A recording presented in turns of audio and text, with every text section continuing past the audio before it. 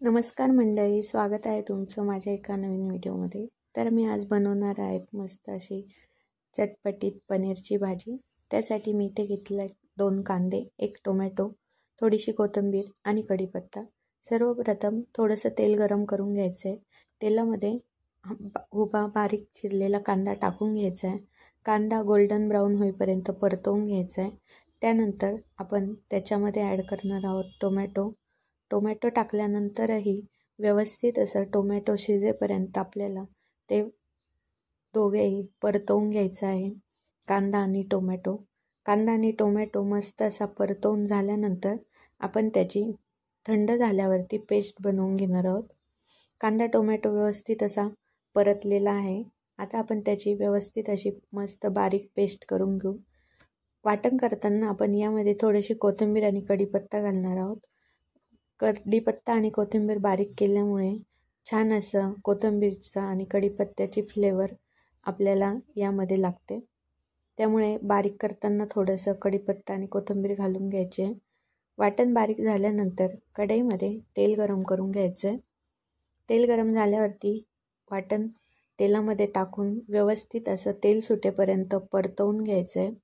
वाटण परतल्यानंतर यामध्ये मी 1 चमचा आलं लसूणची पेस्ट टाकली आहे। आलं लसूणची पेस्ट व्यवस्थित परतवून घ्यायची। यानंतर मी यामध्ये मसाले ॲड केले। 1 चमचा लाल तिखट, 1 चमचा पनीर भाजी मसाला, थोडीशी हळद आणि चवीनुसार मीठ। सगळे मसाले टाकल्यानंतर व्यवस्थित असं हलवून आणि परत आपल्याला ते वाटण परतवून घ्यायचं आहे तेल सुटेपर्यंत, म्हणजे भाजीला मस्त अशी तरी येते। आता मी इथे पाव किलो पनीर घेतलं आहे। पनीर कापायच्या पहिले थोडंसं पाण्याने धुवून घ्यायचं आहे आणि त्यानंतर आपल्याला पाहिजे त्या आकारामध्ये कट करून घ्यायचं आहे। आता पनीर कट करून झाल्यानंतर इथे मी पॅनमध्ये थोडंसं तेल टाकलं आहे आणि त्या तेलामध्ये बारीक कापलेलं जे पनीर आहे त्याचे तुकडे आपल्याला शॅलो फ्राय करून घ्यायचे। तुम्ही डीप फ्राय करू शकता। पनीर फ्राय करून झाल्यानंतर आता आपण ते भाजीमध्ये टाकून घ्यायचे।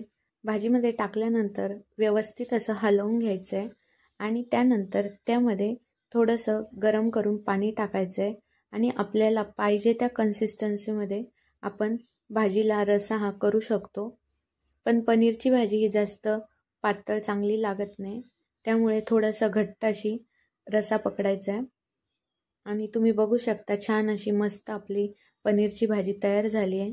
त्यामध्ये वरतून थोडीशी कोथिंबीर टाकली तर अजूनच छान लागते। तुम्हाला माझा आजचा व्हिडिओ कसा वाटला कमेंट करून नक्की सांगा आणि चॅनलला सबस्क्राईब केलं नसेल तर नक्की सबस्क्राईब करा।